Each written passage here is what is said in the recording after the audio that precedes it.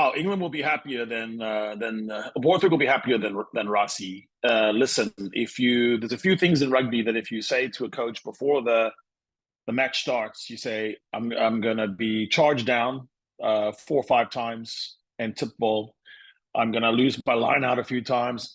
I'm gonna be under the gun at the scrum, and what's my score going to be? I'm only going to be down 2 at oranges. I'll say, hey, that's pretty good. How did we accomplish that? How did we get charged down that many times, get pinged at scrum, and not really have a functional line out, and have some kicks regained on us, and still only be down by 2?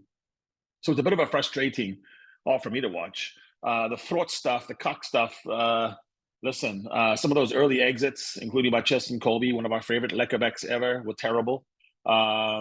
Afalele Fase was nowhere to be seen. I guess the church, he was late for church on the first try. He didn't even come into the picture. Marty's hands and kicks for the first 10 minutes were terrible, out of hand. We're talking about the poles even. Forget that part, just the part that we say he's good at. Peter Steff reaching after the ref says no more. When you hear no more, you just have to say that means no more. And it's not especially complicated phraseology. Say no more, it means no more. And then on the balance side of that, there were some very good things, and so that was the process of coming back in to the game. But for sure, that first try was a problem. Freddie Stewart brought in just to do one thing, didn't do that one thing very well. He wasn't really rock solid. The takes he took, anyone would take those takes. He got beaten in the air by some people that are 7-8 inches shorter than him. The charge down, Jack van Poortvliet always struggles against the box. He's really not impressive today, and so I'm thinking he might be yanked pretty quickly. Itoje was smashed back in the carry, so that was a good thing. Grant Williams snipes changed the match, I thought. The charge downs and the snipes, and the pressure on their number 9. The kicking length as well. Box seemed to be kicking a lot more crisply, and accurately. Hit the ball dead, I don't know, or into goal line 3, 4, 5 times. Other things that were fraught by us is our cleaners were not off the ground early enough. Our tacklers were not get off the ground. So those are 2 battle stats that we're not going to like. If there's something I want to kind of complain about, I guess, as everyone knows, I don't complain about the referee and I don't mention his name.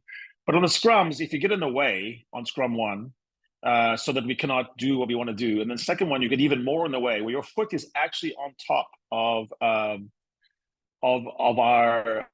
Volkolo's boot, so he cannot actually step. So we lost. So we didn't have the benefit of 2 scrums that we were definitely the masters on. Next, he says both down when Genge is clearly the only one down. So that's bullshit. That's the 3rd scrum. 4th scrum, we finally get some pay. Genge goes down as he went down already 3 times. And now we finally get our scrum penalty. And then we get another scrum penalty, but it seems like that should have been 4 scrum penalties instead of 2. And that changes a match, by the way.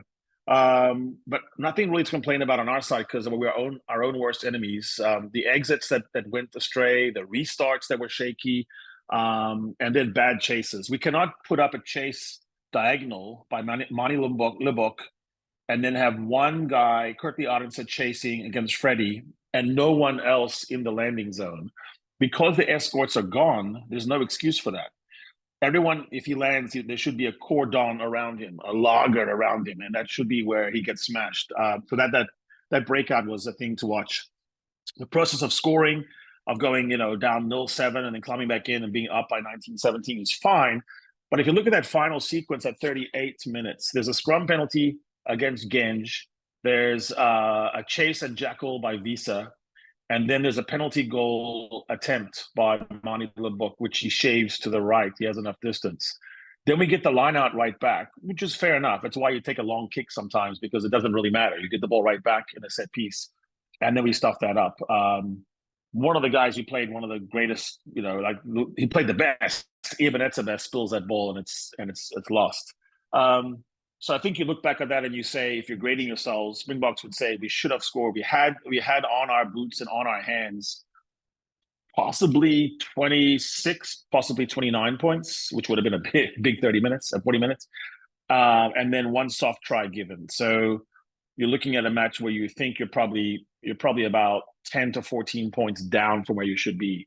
If you're England, you're thinking, with all that we went through, are we going to get charged down 4 times again? Probably not. We're going to sort that out. We're going to find our line out jumpers, and maybe we'll work our way back into the scrum. They probably feel a little better. But listen, you know, I'd rather be the guy up by 2.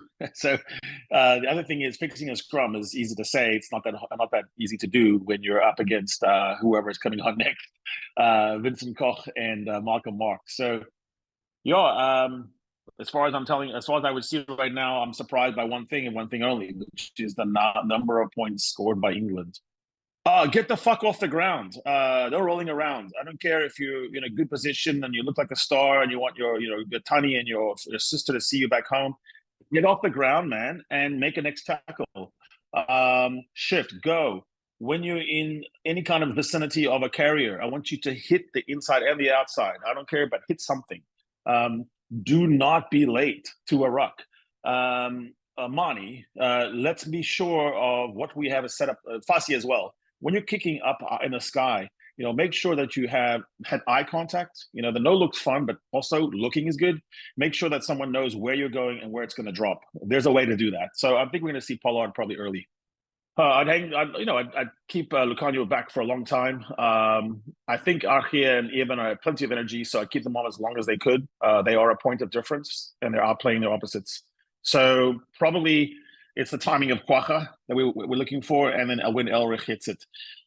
It could be good for Elrich to come in. I think Sia looked a little bit spent by the end. Covered a lot of ground. He was all over the pitch. Gurala.